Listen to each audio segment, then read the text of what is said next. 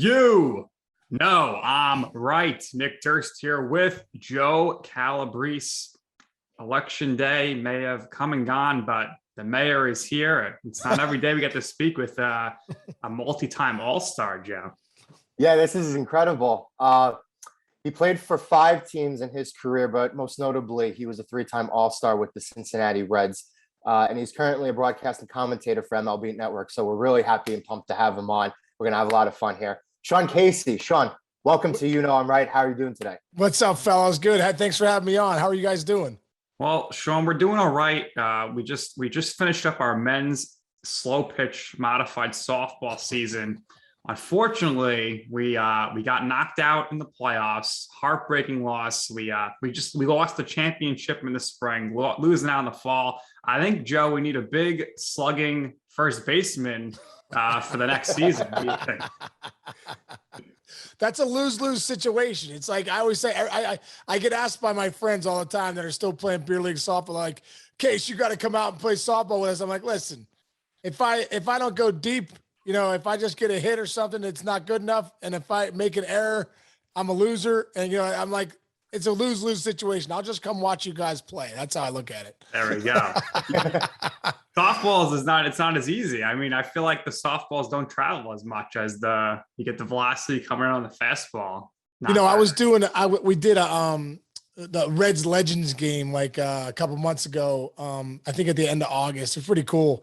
A lot of guys came back, like Johnny Bench, Barry Larkin. They were both the managers, and there was like just Brett Boone was there, and Pokey Reese, Dimitri Young, Hal Morris. I mean, you name it. All these guys came back, and it was really fun. But they got these rag ball softballs, and then we ended up, because it rained, they end up doing a home run derby, right? And like get in there, and like I think Adam Dunn went first or something, was hitting them, and he was like, they were going nowhere, and I'm like, oh my God, if Dunner's hitting these rag ball softballs, they're not going anywhere. We're in trouble. So I get up there and I get into one. It goes like 20 feet from the fence. I'm like, oh my God, like where are the real softballs that we can hit out here? You know, I end up hitting one out. I think I blew out my back when I did it though, but at least I got one out of the park. It's funny you mentioned Adam Dunn. I think he played like maybe 10 years too early, because if he was playing in this day and age, he's got to be making like 250 million at least on a contract. I know, man. It's unbelievable. The guys that hit 210 now with 40 homers and 100 RBIs with a 900 OPS get paid like 25 million, but they don't hit in the playoffs. You know what I mean? Yeah. That all dries up. Come playoff time, you have to have a lot of guys that can hit good pitching. That's when you see your guys with high averages and, you know, all that stuff doing your Michael Brantleys and your Altuve's, guys that, you know, Freddie Freeman's. You know, those guys are the guys that show up in the postseason. Yeah, and Terrence Gore just collecting the rings with like 3 professional hits. Yeah, exactly. So, Sean, how did you get the nickname, the Mayor? You know what? I think it really started like back when I was in the Cape Cod League. My coach, Bill Mosiello, out there, he was just, you know, he was such a serious guy. He was assistant at the University of Tennessee. And, you know, I'm serious when I get in the batter's box, but outside the batter's box, you know, I love life, love people. And I was, you know, I'm just always talking to everybody, still am to this day. My kids are like, this is so annoying, Dad. Like, you're always talking to people. Like, we want to get going, you know? So, you know, back then I was always talking to fans, and I was talking to just whoever I could talk to at first base and stuff. And I remember Mosiello one day was like, dude, you're like the mayor out there. He's like, you're talking to everybody. It looks like you're lobbying for votes. Like, you can't miss anybody, you know what I mean? So that's kind of how it initially got started, was in the Cape Cod League with Mosiello. So where would you put the Mayor on the all-time rankings of Major League Baseball nicknames? Because we know there's a bunch of good ones, and I think my personal favorite would be the Crime Dog. But where do you think yours ranks among the all-time greats? You know, there was a guy one time in Baltimore, I think it was my last year playing in 2008, it was with the Red Sox, and he had this unbelievable, like, you know, I like to collect some memorabilia, but yeah, it's really cool. I can't remember what he had it on. I don't think it was a home plate or a base, but it was almost like a poster. But he had, and that's what he was collecting. He was collecting guys with nicknames in the big leagues. I mean, he had some awesome ones, you know, like, you know, Mr. October, you know, Hammer and Hank, you know, yeah. He had them all. Like, it was really cool. Ernie Banks was that Mr. Cub or Mr. Cobb. Mr. Cobb. Yeah, just so many good ones. But I'm very grateful for that name. I mean, God, it could have been a lot worse. You know what I mean? Like, so it just kind of caught on. I remember, and I remember back early on in my career, I think it was like on Baseball Tonight, I got a hit and Carl Ravitch was like, "Oh, there's Sean Casey." They call him the mayor. And then like, remember that was the first time I had heard it like publicly. And, it's really been a cool nickname. It's really, I have people that just call me the mayor, it's really funny. So, I think it's up there in big league history. I think the mayor is a cool nickname to have. Who of your colleagues at MLB Network, could be an analyst, fellow analyst, could be host, kind of carries that moniker with you as well, where they're, lobbying for the votes. They're talking to everybody. They're interacting with the whole crew and everybody in the building. Millar's that way. Millar's such a good dude and, really treats people well. Dempster's like that too. There's just a lot of good guys in that building. Harold's talking to everybody. Harold's pretty much, yeah, he's the president, man. He's talking to everybody. So there's a lot of good guys there, man. You could probably go up and down the list of good people that are there that could probably fall into the mayor category, but probably Harold's probably the number one guy. Yeah, no doubt about that. Absolutely. Yeah. So when you were playing baseball, were you always a first baseman, or did you pitch at all as a kid? I pitched until I think we all pitched at some point until I started getting just hammered. I was like 15. I was just pooping it up there and guys are just drilling it off me. And I'm like, all right, I should just stick to first base. But I was like the shortstop during like rec ball. And then when travel would come, I'd be the first baseman. So, nice. But yeah, I was always pretty much the first baseman. And I pitched till I was 15 and then just started getting crushed. I just didn't have any other pitches besides a bad fastball. Yeah. Especially now, like pitching, like I feel like kids are being specialized at pitching like at the age of 7 or 8. And it's just crazy. And it's crazy. That stuff's crazy. And that stuff's crazy. I mean, kids really believe now more than ever, especially kids should be out playing all sports, being athletes, first before you're ever, before you have to worry about specializing in something like pitching at 8 years old. Did you play multiple sports as a kid? I did. I played soccer and then I switched to football, just basically peer pressure from my friends, like, you can't play soccer in Pittsburgh, but I should have. I was a better soccer player looking back. I was a goalie. And I kind of wish I would have played in high school, but, I played basketball, football, baseball, and then I ended up just playing baseball like my sophomore year when I realized I couldn't really jump that well or dribble. And then football, I just was like playing line. I'm like, do we ever touch the ball as a lineman or no, or what? So I ended up it's pretty boring. Just playing baseball. So worked out after that though. Do you remember the first time you attended a Pirates game? Maybe not the first time, but I do remember like being really, probably close to it. Yeah. Remember going with my dad to Three River Stadium a lot. It was cool too. One of my best friends growing up was his dad. His dad was remember Grant Jackson? I don't know, you guys are probably too young to remember Grant Jackson. Grant Jackson pitched in like he was the game-winning pitcher for the 79 World Series. He was the reliever. I think he threw a few innings, but got the win. Well, he was the pitching coach in like 86 for the Pirates, and his son Grant Jr. was like one of my best friends. And we used to go, it's crazy how I think back, like in 5th and 6th grade, I used to go down with Grant in the batting cages. We'd be in the batting cages during the games, playing games, hitting and stuff like that. It's so funny to look back. Like I was really getting a big league experience at Three River Stadium with, Grant Jr. and then ended up making the big leagues. It's just crazy. So funny. Like when I made the big leagues, Three River Stadium was just, ending. And so I played 3 years there, I believe, as a visiting player with the Reds. And, going back into the cages, I'm like, oh my God, I freaking like totally was in here as a 5th, 6th grader. So my first memories are going to the game with my dad, but like some big memories I have were going to the games with Grant Jackson Jr. So you talk about Three Rivers. They built PNC Park. And for those who don't know, you were the first player to hit a home run in PNC Park. Yeah. How special was that for you? It was really special for me. I kind of had that day circled. What's crazy is I got the first hit at Miller Park 3 days earlier, which is even crazier. It's so funny. so funny. I think I'm the only player in Major League Baseball history, like, useless trivia here, but only player in Major League Baseball history to open up 2 parks with the first hit. You got to get that at MLB now. Yeah. Now. Yeah. Oh, did you? There you go. See? Baseball's 500 years old, and no player has ever opened 2 stadiums with hits. Really cool. Really cool. And they took my bat to Cooperstown, which was really cool. And, but that hit at PNC Park, man, that was one of my favorite moments. Just being able to, all the history I had would come to the games with my friends and my family, the Pirate games. I left 70 tickets that day. I was hitting 4th too, because I was like, oh my God, like I usually hit in 3rd, and Bob Boone had me hitting 4th, and Dimitri Young, they got the first 2 guys out, and Dimitri Young ended up getting hit. And then I ended up getting up, and I remember, I think it was like a 1-1 or 2-1 pitch from Todd Ritchie, cutter down and in, didn't cut. I remember hitting it, and I was thinking, man, I just wanted to get the hit. It was like the first thing was like, see if I get a hit. And then when it left my bat, I'm like, that's gone. Oh my God. I'd say it's going to be out of the park. And like, just a really, really cool moment for me. When it went out of the park, I was rounding the bases thinking, I still think back to like some of the best moments of my life. Probably one of the best moments of my life was hitting that home run at PNC Park, just because it meant so much to me being a kid that grew up in Pittsburgh. That's so awesome. Yeah, it's really cool. So when you were a kid, who were some of your other favorite players growing up?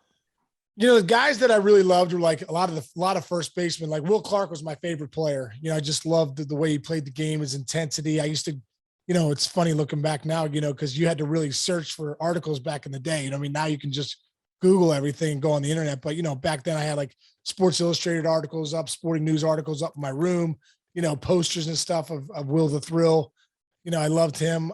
Don Mattingly. I loved Mattingly. I just loved his swing. I loved, how he could pick it over there at first. Mark Grace was an unbelievable hitter, just the way he could spray the ball, doubles in the gaps. And it's funny how I kind of became a lot of the guys I modeled my career after myself after as a kid.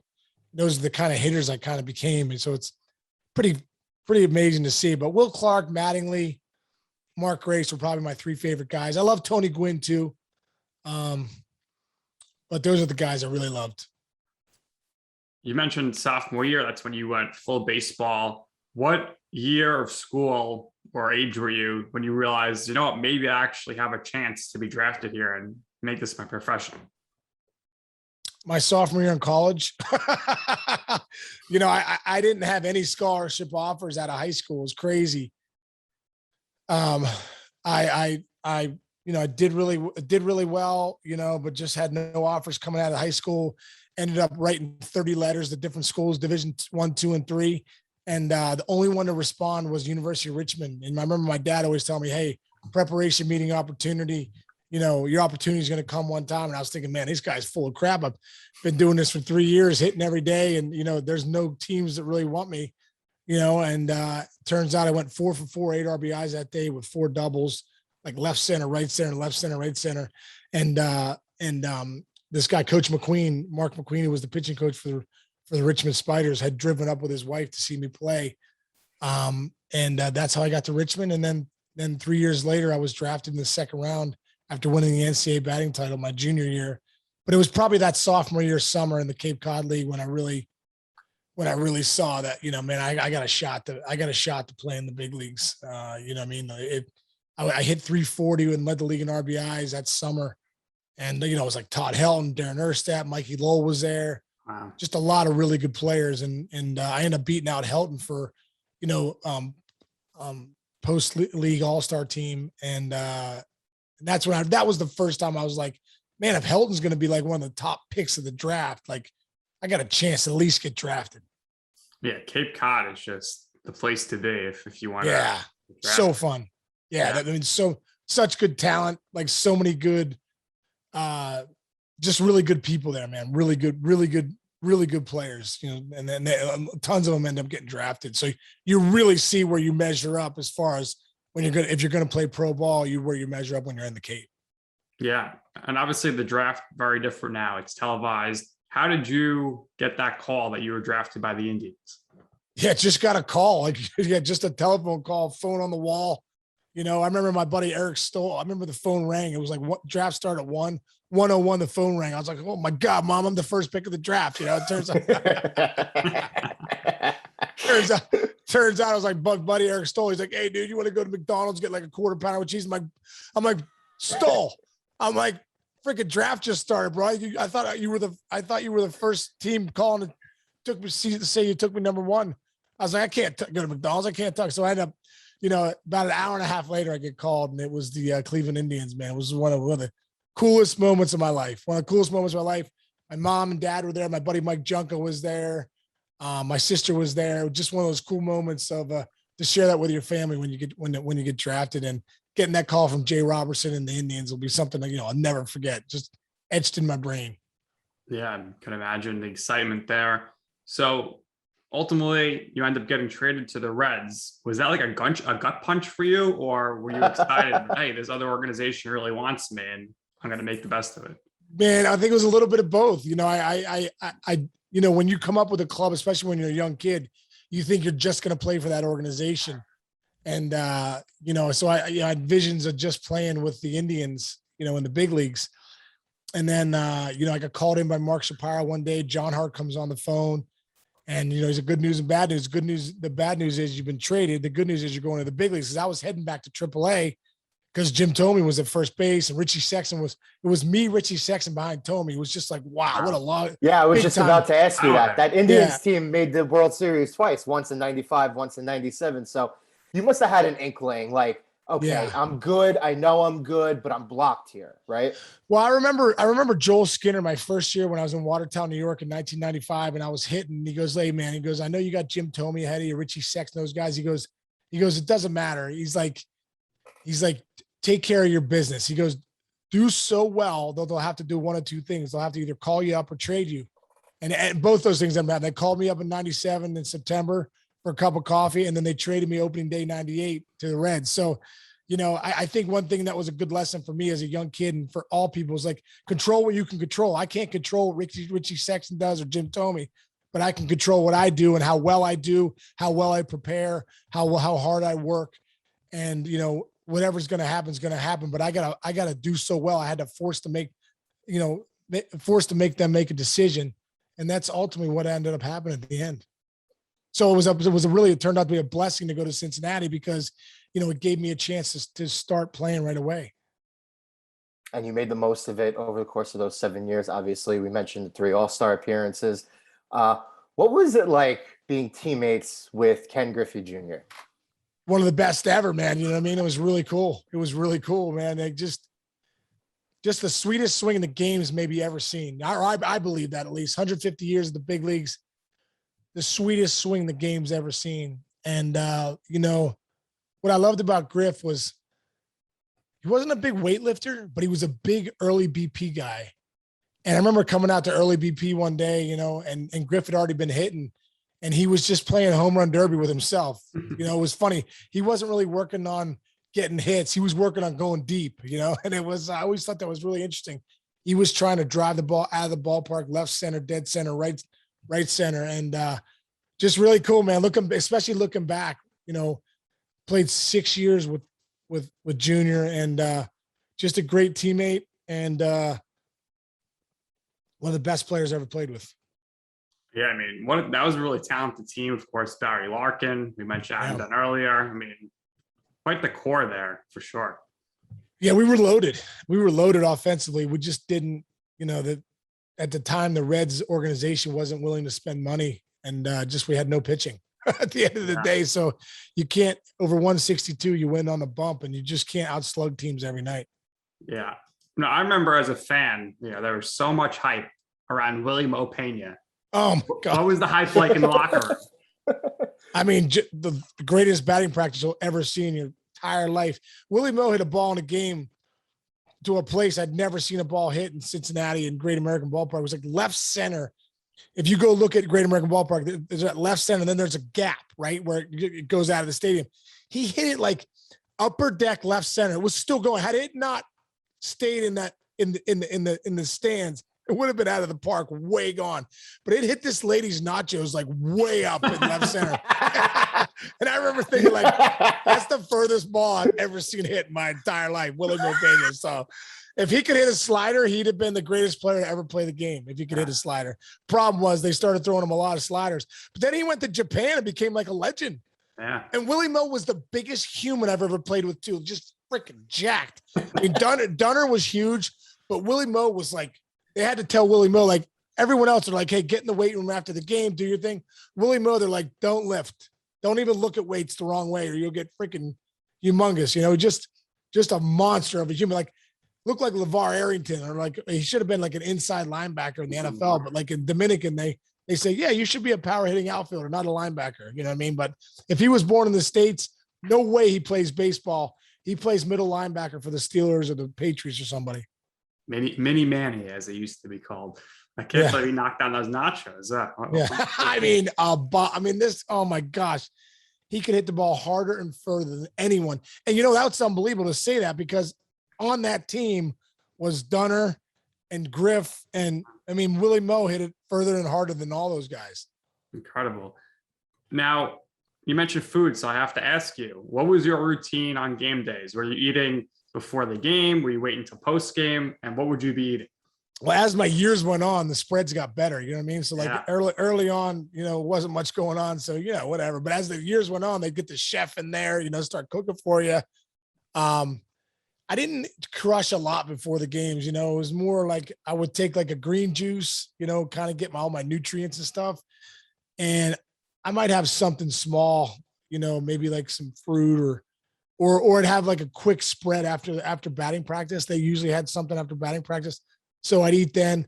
I think the tough thing about the big leagues is you eat heavy after the games, like you're not really supposed to eat it. We know now that you're not really supposed to crush a meal at 11:30 or midnight, a big one. And in Cincinnati, we used to have Montgomery Inn, which is like some of the best ribs in the country. They used to cater our spreads. So after the games, you have like ribs and pork chops and all this stuff. And after you play a big league game, you're like, wow. But the food was so good.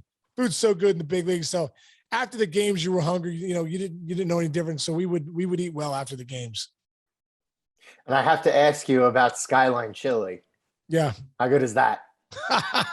Well, Skyline's something that you have to be from Cincinnati or have lived in Cincinnati, and it's an acquired taste. You know what I mean? Like everyone I've brought there that's not from Cincinnati or hasn't acquired the taste, like this is terrible. And I'm like, you're crazy. It's terrible. What you do is you take the pasta, low end pasta, probably you put like this sweet chili, the chili in Cincinnati is this sweet chili, put the sweet chili on top. And then I like to get it. It's called a 5-way. I get it with beans and onions.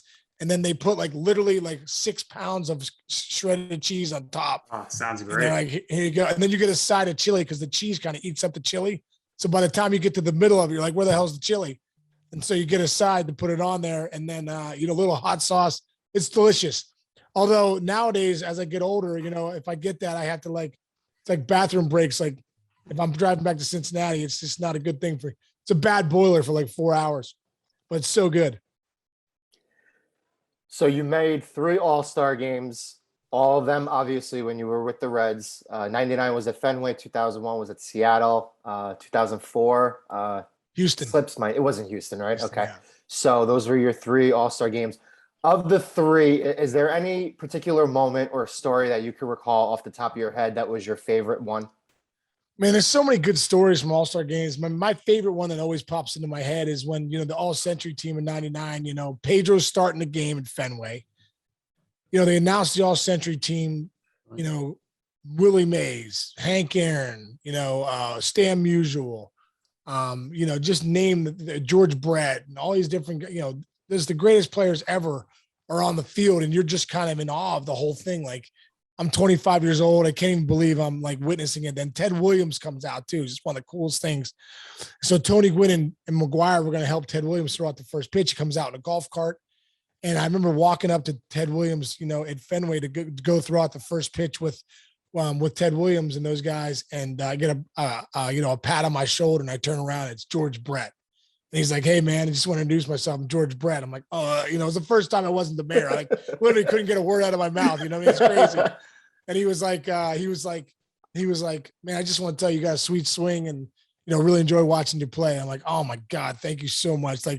it was just such a cool, cool moment for me. Just a moment I'll never, ever forget. So cool.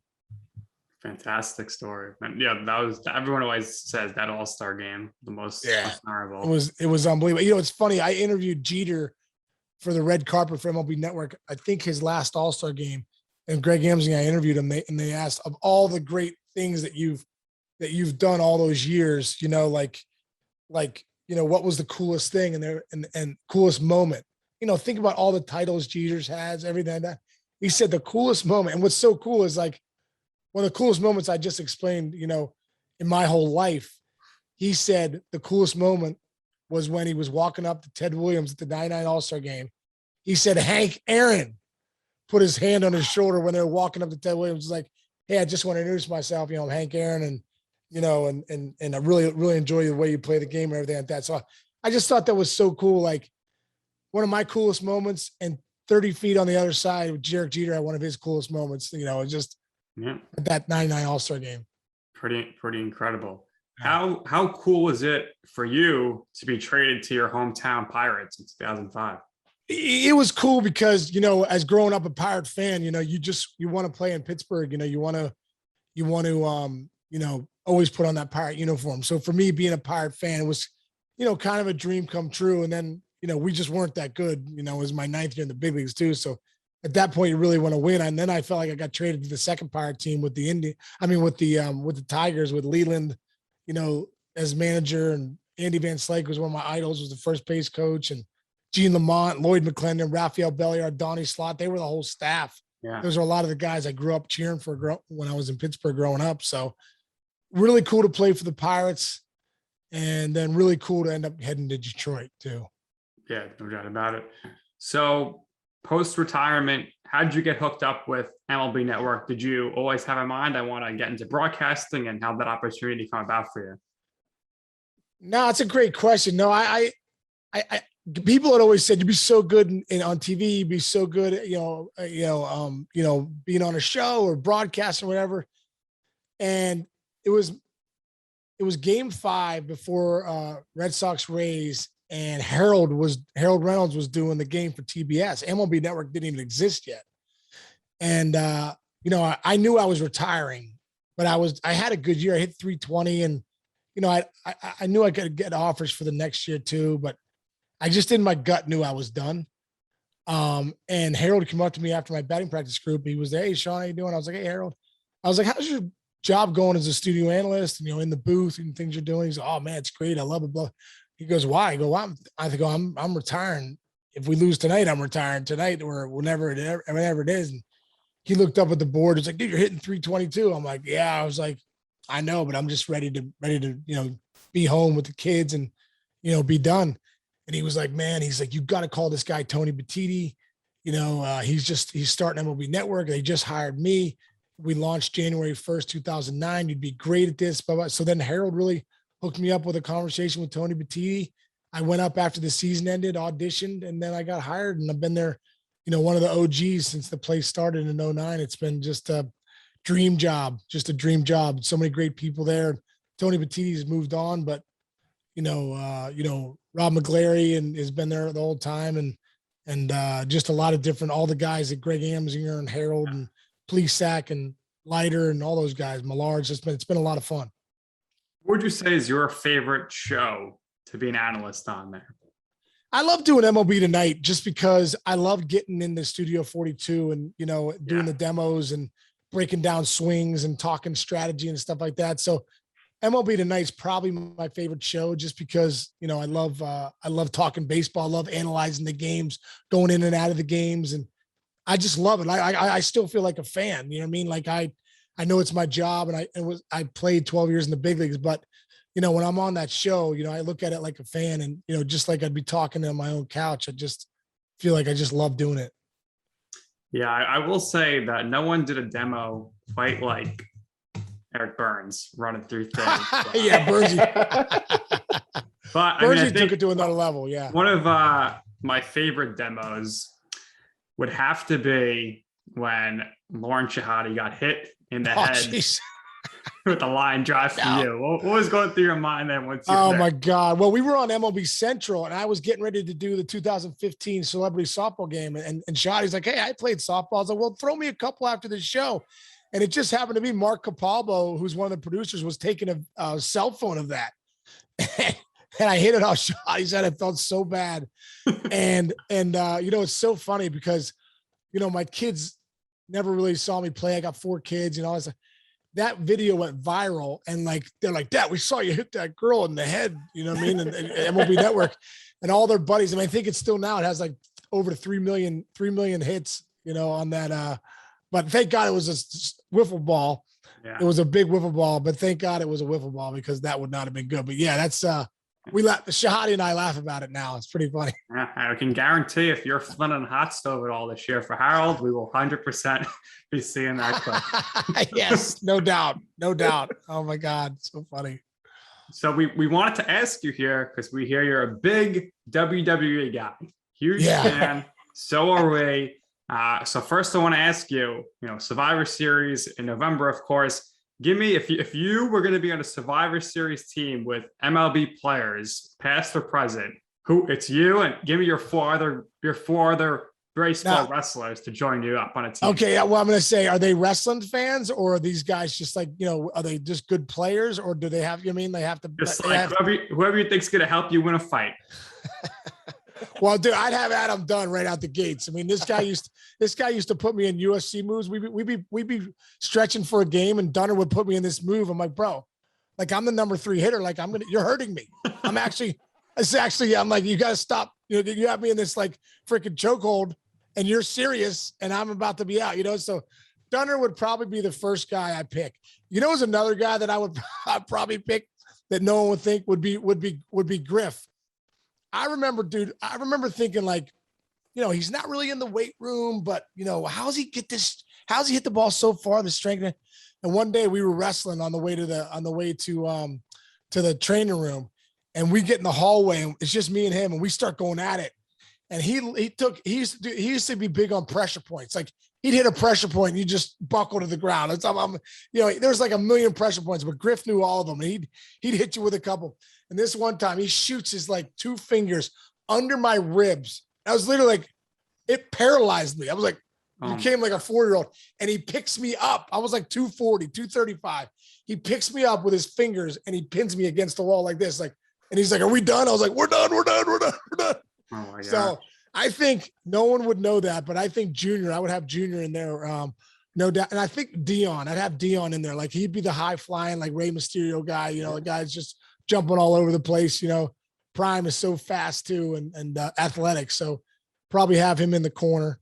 I'd have to bring Dimitri Young and Danny Graves with me too, because they were 2 of the big wrestling fans with us when we were with the Reds, which I loved. And Curtis Granderson might have to come in with us too, big wrestling fan. Really?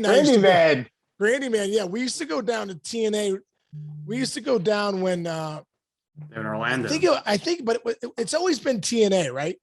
Yeah, now it's Impact, but it's always been TNA. Yeah. And now it's Impact. Okay, when it first started, when it was TNA, Grandy and I would go down because we were in Lakeland there, but we'd go down to Orlando and they'd give us these front row seats, and we always enjoyed that. So, and then we were at WrestleMania 2007 front row too. Me, Granderson, Sheffield. We had a great time. So those would be some of the guys I think we could have a good match with. I see a 24/7 title reign in your future. So do I. I got a couple friends at WWE. I'll see if I can make that happen.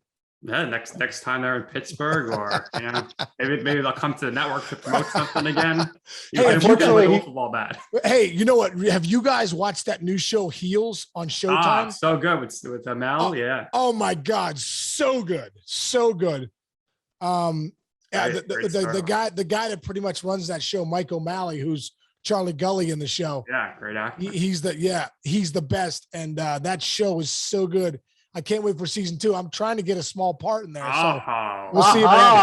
And he said, I was like, bro, can I come out like Charlie Gully's cousin or something? Let me come out. So so we'll see. We'll get you at the Georgia State Fair for season 2. Georgia State Fair. That's how you get the big ratings. You know what I mean? Yeah, I think it's a good idea for O'Malley. I think it's a great idea. I think you'd be perfect. It's such a great show, though. I'm glad you guys watch it because that is so good. It's so good. Like they just picked up season 2, so I can't wait till it comes out. Do you think you'd come on as a heel or a face? I think I kind of would like to be a heel, because I'm always the face. You know what I mean? I'm always the face. The mayor and stuff. I think if you're going to be in character like that, make it come on like a heel. You could be the hired gun to come and take out Ace. I would love it. Oh my god! What's been the best? Like, have you met any of the guys, the wrestlers, or like, what's been your best match you've ever been to? Have you ever been to WrestleMania? Yeah, so I've Yes. I used to work for the Brooklyn Cyclones, so they used to always have the wrestlers come in. So I got to interview the GOAT, Charlotte Flair, Eva Marie, Ryback, Fandango, the former voice of Monday Night Raw, Adnan Virk. Great guys. He's a great friend of ours and a great friend of the show. And dude, so Adnan's the greatest. The greatest is like Adnan did like 3 shows. He said Vince McMahon was in my ear for the whole time saying, "Don't say that, say this, don't say that, say this." And then next thing you know, he texted me one day. He's like, "Case, Raw fired me." I was like, "Oh man, I feel so bad." He's like, "Yeah, I guess you got to be exactly who Vince McMahon wants you to be." And you know how good Adnan is. I'm like, can't believe he got fired from WWE. There's no love there. We're going to need a bigger boat was one of his great catchphrases on the show. But we recently had Dave Meltzer on our show, of course. Oh yeah, Dave Meltzer's great. Oh yeah. I really pushed back at him when he was questioning about Adnan. He wasn't ready. I was like, well, how is he going to be ready? They're throwing him out there the day after WrestleMania. It makes no sense. And the new guy, funny. Jimmy Smith, was training the whole time Adnan's there. I was like, something doesn't add up. Oh my God. Adnan had great things to say about your fellow Pittsburghian, Corey Graves. Oh yeah. Corey's. I've gotten to know Corey a little bit, but us Pittsburghers always have that Pittsburgh connection.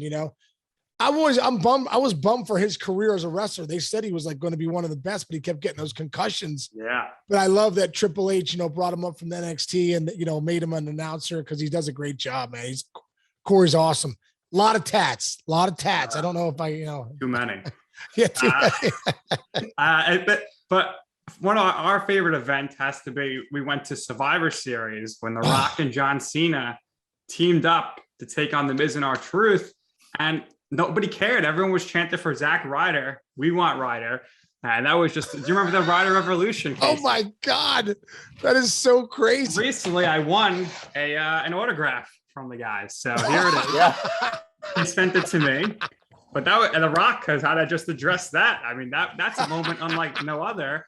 And we're spoiled in New York. We had NXT. We had Sasha versus Bailey, which was incredible. And of course, the last WrestleMania, where we had the Doctor of Thugonomics make his return. Poor Elias, man. I don't know what's going on. Yeah, what happened to Elias? He got rid of his guitar, and now he's just out of. I was surprised they didn't release him recently. He's a drifter again. I mean, if you have a guy who could call, the fans, idiots or assholes, and they all chant, "We are assholes," that's money right there. Dude, are you kidding me? He was so over with the fans. I remember WrestleMania. I don't know if it was at in New York or in Miami. I think it was New York. He came out and he had the fans in the palm of his hands. Yeah. And I'm like, why did they get rid of that? I think it was New Orleans. I think he, and the next night, he had his own concert. He had and 3 WrestleManias in a row. He's doing stuff with John Cena and The Undertaker. It's pretty right there. Oh, I think they dropped the ball there.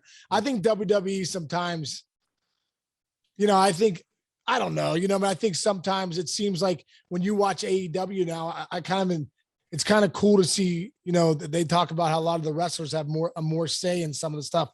I think, Vince, Triple H, have so much say that, at times they might squash some stuff too early.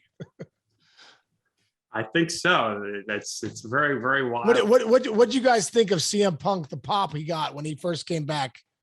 I thought it was tremendous, but I mean, now I thought it was well deserved. Dynamite, but every week it goes, coming up next, CM Punk addresses the audience, and he comes out and does the same thing every week.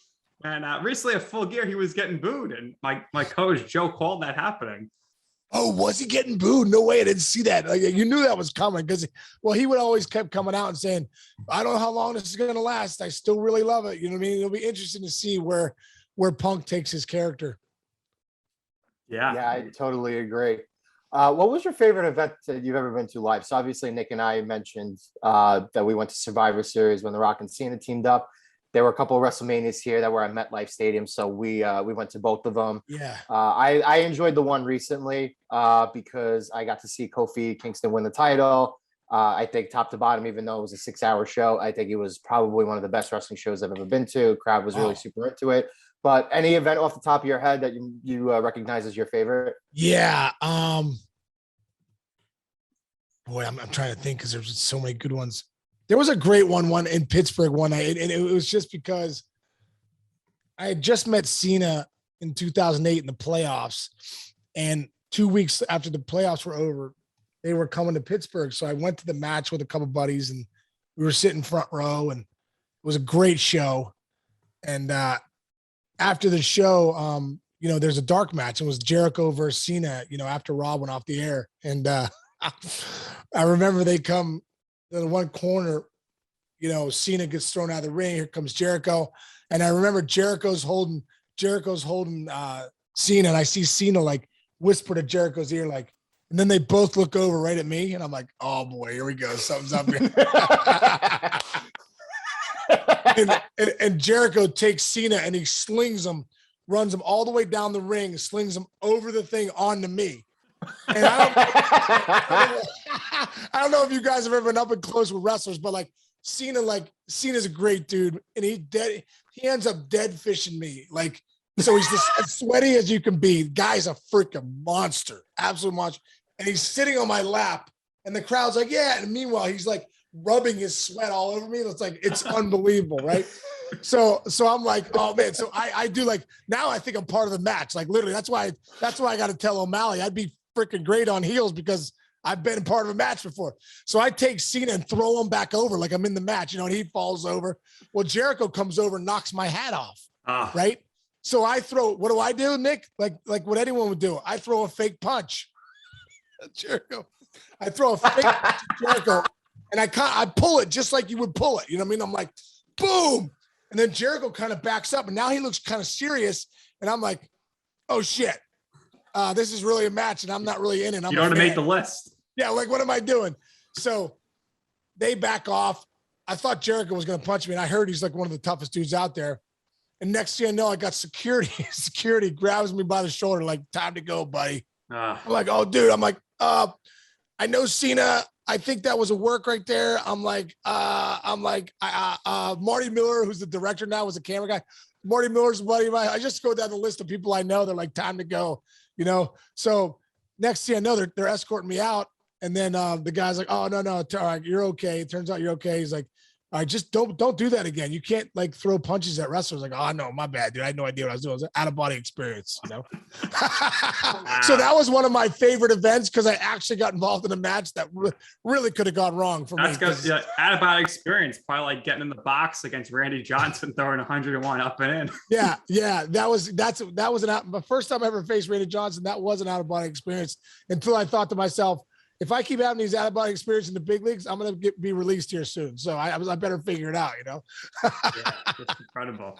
Well, we're going to have to get you on with us for a Royal Rumble episode coming up in January. I mean, I'd love to. I love talking. It's so fun. It's so funny. When you wrestling brings out the inner kid in me because I started loving wrestling when I was 7, back when it was back when it was NWA, Flair and JYD and Jimmy Valiant, and Tully Blanchard, Ole and Arn Anderson, the Four Horsemen, the Road Warriors. And it just brings me back to looking at the Pro Wrestling Illustrated magazines that my neighbors, the Wealthies, used to have. And I was all the blood and the dog collar match of Roddy Piper. And I think it was Greg the Hammer Valentine. So it's funny when I was, just saying to a friend of mine the other day, when I get talking wrestling, I feel like that 8-year-old kid comes out, it just brings you back so many, just the good guy, bad guy, the whole thing. My kids aren't big wrestling fans. It's my youngest daughter, Jillian, is she's my 4th kid. And I blew it with the first 3, no one likes them. So I told Jill, and I was like, no, you're coming with me. We're going to wrestling.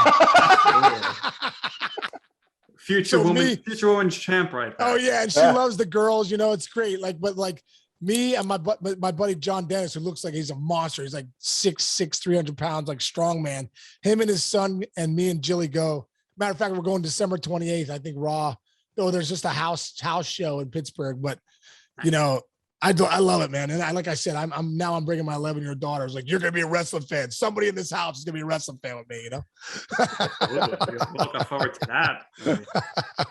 You gotta get the family into the wrestling business, and maybe the rest of your kids will be excited once you're on heels. Season two. I think you drew it up right. Someone gets thrown into you in the stands, and then I come out, throw them over. Yeah, throw a punch, and then hopefully it's not with James Harrison because they probably rip my head off. Maybe Jericho will come in for a guest appearance. Yeah. Well, I love CM Punk's character on heels. I thought it was great. Ricky Rabies, yeah, it's so great. Mick Foley was good too. Oh, Mick was great. Mick was awesome. I had one of the coolest moments of my career in it was my third 5-for-5 game. And I remember, I'm telling you, it was because of Mick Foley. I got to hit my first at bat. I come to first base, and I go to get my batting gloves to the first base coach. I look over his shoulder. There's Mick Foley with Dewey. Have a nice day.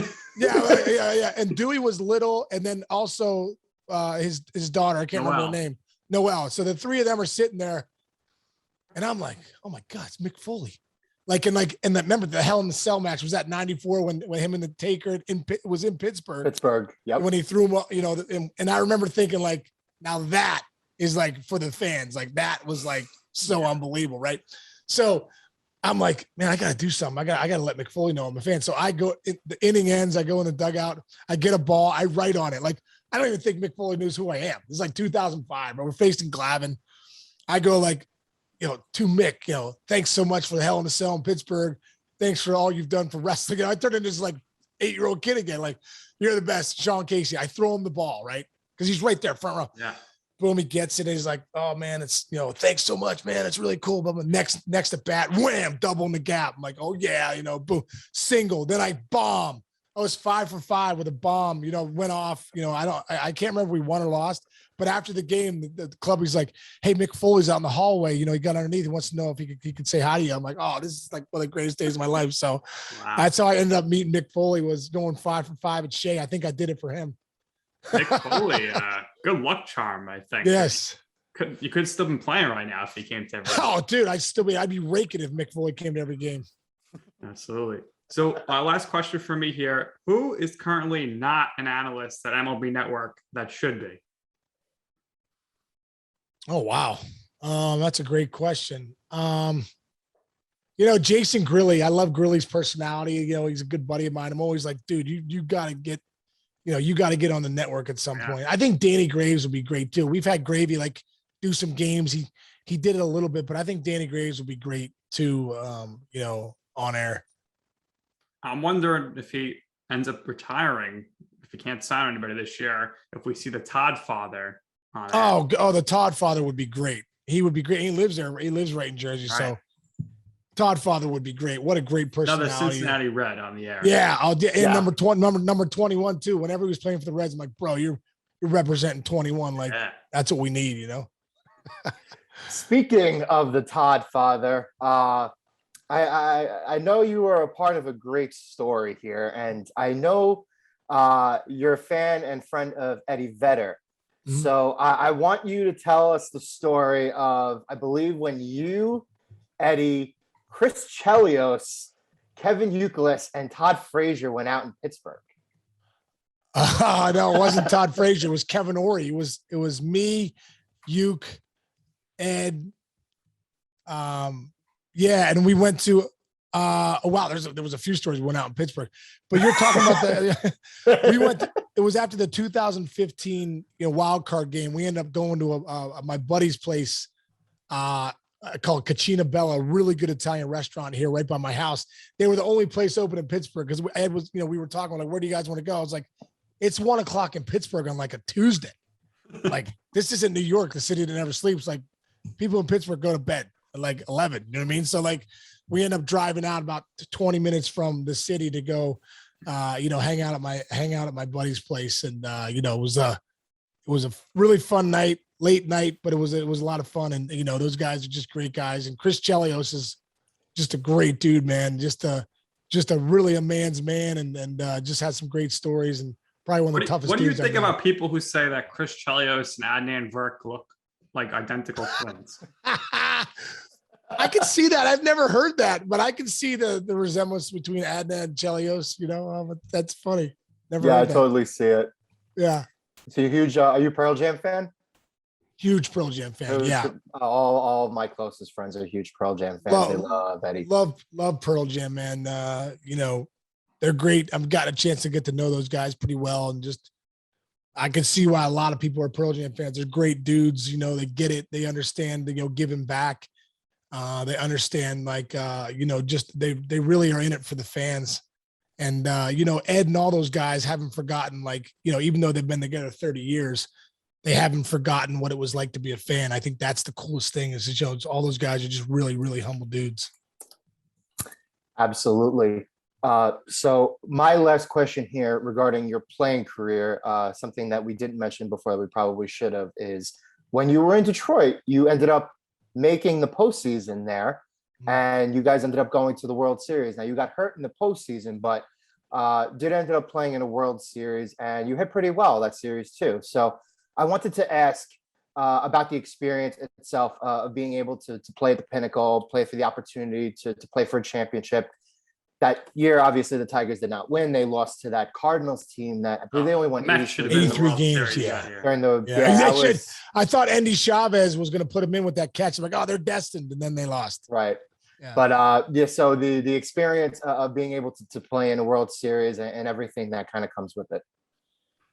You know, it's tough to even put in words. You know, it was my 9th year in the big leagues. I'd never been to the postseason, so I knew how hard it was. So when I was there, I remember telling Verlander, it was his rookie year. I remember pulling Justin aside and said, hey, you probably think this happens every year. It doesn't. Like, it's so many things have to go right to get to the World Series. I mean, you have to stay healthy. You have to have some luck. You have to have great pitching. You have to have great hitting, timely hitting. I mean, it's so many guys have to have career years. Guys have to make career plays, you know, and it was Granderson. I think I told that to Granderson too. It was Granderson and Verlander's rookie year. And I was like, fellas, this is my 9th year in the big leagues, and I've never been into a postseason game, let alone the World Series. So I was like, soak it in, enjoy it. Like, this could be the last time you come back. And obviously those guys went back to a couple more, but you know, for me, it was the pinnacle. You know, it was the pinnacle to play in that. And remember, I hit a home run in Game 4 in St. Louis, and I remember rounding the bases and thinking to myself, like, oh my God, like, it's like literally like you're in the backyard playing wiffle ball with yourself when you're like, Sean Casey homers in the World Series, but like, I was literally in the World Series. I just homered. You know what I mean? So it was like the dream within the dream, to tell you the truth. It was just one of the coolest things ever. And, you know, we lost, but, you know, I know what it meant to be there. So I didn't take it for granted. And I look back at my career of 12 years and I say probably the best games of my life, or the best moments, were playing on the biggest stage. Unbelievable. Sean, thank you for joining us. We really, really appreciate it. We had so much fun. We definitely have to have you on again. As a huge wrestling fan, everything that you mentioned, we were eating up alive. We love that stuff. So what we do here is we give our, I guess, the last words. So we know you have your own podcast, Mayor's Office, right? So you could talk about that. The animal rescue, you can talk about that, but again, we really the animal. I got a great story for you. The fact you just said that. So I was in Brooklyn recently with my girlfriend and my daughters. We were doing a couple things, some pizza, you know, taste testers, and you go to L&B? No, we went to Lucali. Lucali's good. Yeah, was so good. We went to a couple other good places. I can't remember them, but they were good. But we went to this one restaurant. I can't remember. It was like a vegan restaurant. It was really good. Right. And it was just my girlfriend and I. And at the end, the girl gives me the check and she says, can I ask you something? I said, yeah, no problem. She's like, are you Sean Casey, the animal rescue guy? And I was like, no, I'm not. I was like, but I heard he really does. He does a lot of good things. So it's so funny. Like, that's not me. Animal rescue guy. But it's so funny because she was like, he's really a big deal here in Brooklyn. I was like, oh, that's really cool. You know, it's so funny you even said the animal rescue because there's like a Sean Casey that owns a restaurant here in Pittsburgh called the Church Brew Works. I can't tell you how many times people have called me and been like, hey, bro, any chance I get a keg from your restaurant? I'm like, that ain't me. It's the other Sean Casey. And there's also a Sean Casey. Do you guys know this? There's a Sean Casey that's a wrestler that was the wrestling champ at OVW, Ohio Valley Wrestling. And I think he still wrestles. Yeah. And he calls himself the real Sean Casey. He's got long blonde hair. I wonder if he made his name based on your. No. He's old. I think he's older than me. But it's so funny. But yeah, you know what? The podcast that I'm doing with Rich Cincinnati, the mayor's office, you know, we're really, you know, I know you guys probably enjoy it too, getting a chance to talk to guys and break things down. You know, same with us. We really had a great time, you know, talking to different guys, you know, Johnny Bench, Jim Leland, Dante Bichette. We just did Boom Boom Mancini, Eric Davis, you know, there's just been a lot of awesome guys on the show. We're doing Brian Jordan this week. But that's just been a lot of fun. And, you know, we've really had a good time, you know, watching the numbers grow and just people starting to find it and stuff. So it's been a lot of fun really doing the Mayor's Office podcast. And the other thing that I really love is I have a charity called the Miracle League of the South Hills here in Pittsburgh. And we serve over 350 special needs kids. And, you know, it's just a wonderful place. And those are probably two things in my life right now that I'm really, really enjoy doing. Yeah. And it's, you know, it's great that you have the charity stuff. You know, in Detroit, you had Casey's Crew, right? You were giving the tickets to. Yeah, that was in Cincinnati. Yeah, in Cincinnati. Yeah. I mean, it's great because, you know, tickets are pricey for families. So. Yeah. Well, you know what? I think too much is given, much is expected. So I think all of us have an opportunity to give back. You know, sometimes when you're a Major League Baseball player, it gets magnified, but you know, we all have an opportunity to give back every day with just the interactions we have with people, you know, as a chance to give back. So that's how I look at it. Yeah. It's great. So last thing, and then we'll let you go. For your podcast, if you could interview one wrestler, past or present, who would it be? Wow. The Rock. All right. No. Stone Cold. The Rock and Stone Cold would be the two. I want to have them paired up. Nice. Okay. The Rock is so cool. It would be great. I would love to pick their brains about just how awesome they were. Our favorite wrestler. What? It's our favorite wrestler. Nick The Rock or Stone Cold? The Rock. The Rock. Yeah, we grew up loving The Rock. So awesome, man. He's so good. He's so talented. Maybe you call up your buddy Mike O'Malley. You and The Rock in a tag team on heels. That would be so awesome. That'd be great. Oh my God, I would love that. It'd be so great. Well, Sean, we thank you for your time. We really appreciate it. And that's going to do it here for this episode of You Know I'm Right. For our awesome guest, the mayor, Sean Casey, for my coach, Joe Calabrese. I'm Nick Durst, and this has been You Know I'm Right.